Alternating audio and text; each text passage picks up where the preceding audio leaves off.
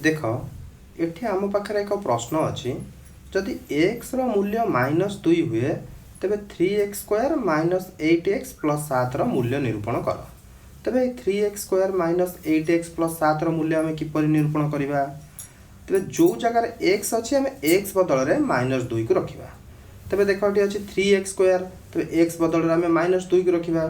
तेरे यह हम 3 × -2 वर्ग। यहाँ पर अच्छे -8x, तेरे रखा -8 x बदल में -2 को रखा। यहाँ पर अच्छे +7, तो आम +7 को रखा। तेरे -2 वर्ग के हम -2 वर्ग हो 4। तेरे 3 × 4, यहाँ पर अच्छे माइनस, तो माइनस को रखा। तेरे 8 × -2 के हम 8 × -2 हो -16। यहाँ पर अच्छे जुक्त 7, तो ये आम जुक्त 7 रखा। तेरे 3 × 4 के हम 3 × 4 हूँ 12। यहाँ पर अच्छी -16, तो -16 हो +16।